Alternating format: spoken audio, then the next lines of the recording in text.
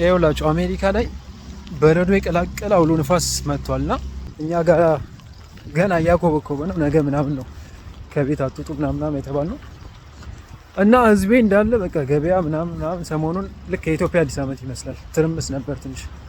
ነገ ከነገ ወዲያ ምናምን 2 ቀን ምናምን ከቤት የማያስወጣ አይነት ወይዘር ሊኖር ይችላል። ስለዚህ እንሄድና ገበያው ምን ይመስላል የሚለውን እናያለን ማለት ነው።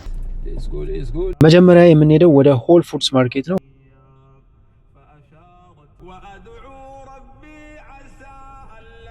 ለማየት ብቻ ነው የገባሁት። በአጋጣሚ ዳቦ ነገር ገዛሁኝ። አሪፍ ዳቦ ስላላቸው ነው። እዚህ ጋር እንደምታዩት ሆል ፉድ ላይ ያን ያክል ባዶ የሚያስብል ነገር የለውም። በእርግጥ ጠዋት ነው የሄድኩት እኔ።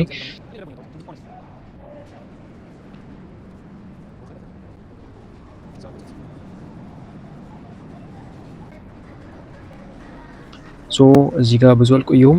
ሾፍ አረግ ነው ወጣን። ወደ ዎልማርት ገባን። ዎልማርት ላይ ሰው በጣም ብዙ አለ መሰለኝ። በጣም ሰፊ ከመሆኑ የተነሳ ይሄ ነገር አያስታውቅም የሰው እንደዚህ ብዙ መብዛቱ። ግን ካርት ራሱ አላገኘውም ነበር። አቮካዶ መጀመሪያ ያዝኩት አስጠላኝ። እዚህ ጋር በፍሬ የሚሸጠው አሪፍ ነው። ይሄ አንዱ በፍሬ 65 ሳንቲም ነው። የሚወደደው በፍሬ 2 ብር ነው። እዚህ ጋር ውሃ ምናምን አለ። ቼክ አረኩኝ። ቫለንታይን ደረሰ። ከዎልማርት ቶሎ እንወጣለን ማለት ነው። እዚህ በገባው ቁጥር ሁሌ የሆነ ካለ ፍላጎት የሆነ ነገር ገዛለሁ።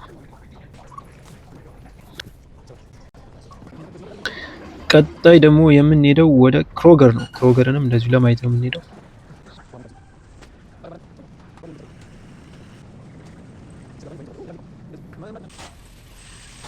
ወተቱ እየተጋመሰ ነው። እስከ ምሳ ሰዓት ያልቃል።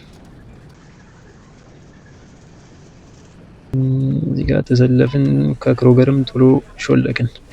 ቀጣይ የምንሄደው ወደ ወርልድ ፉድ ነው። ወርልድ ፉድ እንደነ ክሮገር እስካሁን እንዳየናቸው ስቶሮች እንደዚህ እንደ ክሮገር፣ ዎልማርት ምናምን እንዳልነው እንደዚህ ትልቅ አይደለም። እኔ የማውቀው አንድ ስቶር ብቻ ነው፣ ግን በጣም ቢዚ ጠባብም ስለሆነ ሊሆን ይችላል። ፓርኪንግም ያን ያክል እንትን የላቸውም። በጣም ቢዚ የሆነ ስቶር ነው እና ሁሉም ነገር በቃ ኦልሞስት ሁሉም ነገር ኦርጋኒክ ነገር ነው። እንደገና ስጋዎቹ ሁሉም ሀላል ናቸው ምናምን በቃ ሀበሻ አረብ ምናምን እዚህ ነው በጣም እና ደስ የሚል ቤት ነው። በርበሬ በፍሬ ናቸው። በርበሬ ነገር ነው አይደል? መቼም ሌላ ነገር አለ። ስንት ፍሬ ነው? አይቆጠርም። ከዛ $2 ፍሪጁ እዚህ ጋር ወተት ምናምን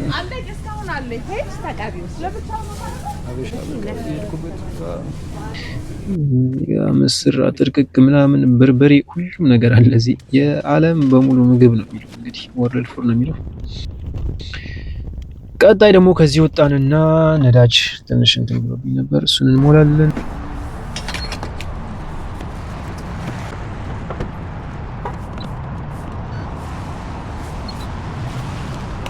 እሱ እስከሚሞላ ድረስ ዝም ብዬ ይሄን ስቶራቸውን ምንም አንገዛም። እዚህ ምንም ገዝቼ ማለት አይመችም።